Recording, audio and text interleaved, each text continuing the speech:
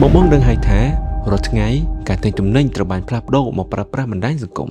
បើសិនបើក្នុងថ្ងៃនេះបងមានហាងប៉ុន្តែហាងរបស់បងមិនមាននៅក្នុងបណ្ដាញសង្គមគឺស្មើនឹងបងកំពុងតែបិទផ្លូវអាជីវកម្មរបស់ខ្លួនឯងដូច្នេះនៅក្នុងវីដេអូនេះខ្ញុំនឹងនាំបងទៅស្វែងយល់ឲ្យកាន់តែស៊ីជម្រៅអំពីហេតុផល3សំខាន់ដែលធ្វើឲ្យបណ្ដាញសង្គមក្លាយទៅជាទីផ្សារផ្សព្វផ្សាយនិងលក់ដាច់បំផុតនៅក្នុងប្រទេសកម្ពុជា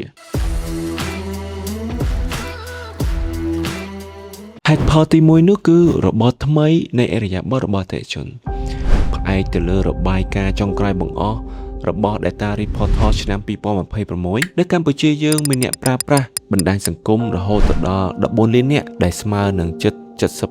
77.9% នៃប្រជាជនសរុបទូទាំងប្រទេសនៅក្នុងនោះ Facebook នៅតែដើរតួនាទីជាទីផ្សារ Digital ដ៏ធំបំផុតដែលមានអ្នកប្រើប្រាស់រហូតដល់14លាននាក់ចំណែកឯ TikTok វិញក៏មានអ្នកប្រើប្រាស់វ័យជំទង់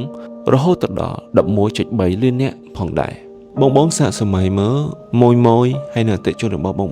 ពួកគាត់លេងដើរទៅកាន់ហាងផ្ទាល់ពួកគាត់ចំណាយពេល2ទៅ3ម៉ោងក្នុងមួយថ្ងៃនៅពេលដែលពួកគាត់លេងបណ្ដាញសង្គមទាំងនោះពួកគាត់មើលផលិតផលផ្សេងហើយបើសិនជាគាត់ពេញចិត្តគាត់ឆាតទៅសួរហើយគាត់អាចទូទាត់សាច់ប្រាក់ហ្នឹងតាម KHQ QR code លឿនរហ័សហើយសុវត្ថិភាពអញ្ចឹងទៅសម្រាប់ហេតុផលទី2វិញគឺសំដៅទៅលើការសន្សំសំចៃនិងការពង្រីកទីផ្សារកាលពីមុនបងដឹងហើយថាបើសិនជាបង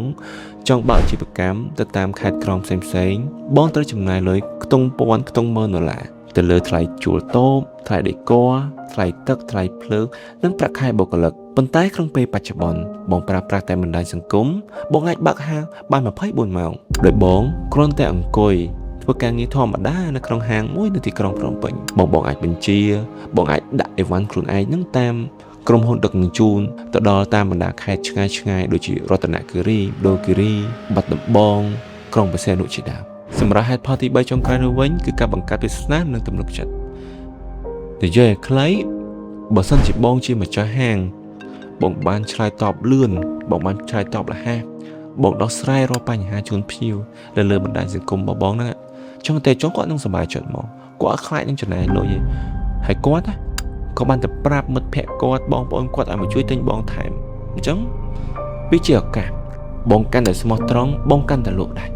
សរុបមកវិញហេតុផលទាំង3នេះគ្រាន់តែជាផ្នែកមួយឲ្យបងដឹងថាបណ្ដាញសង្គមគឺសំខាន់ហើយក៏ជាផ្នែកមួយដែលមិនអាចខ្វះបាននៅក្នុងអាជីវកម្មរបស់បងដែរបងត្រូវតែមានហាងខ្លួនឯងនៅលើបណ្ដាញសង្គមនៅក្នុងវីដេអូបន្ទាប់ខ្ញុំនឹងនាំបងទាំងអស់គ្នាទៅអនុវត្តហើយនឹងទៅស្វែងយល់បន្ថែមអំពីអតិថិជនចំគោលដៅ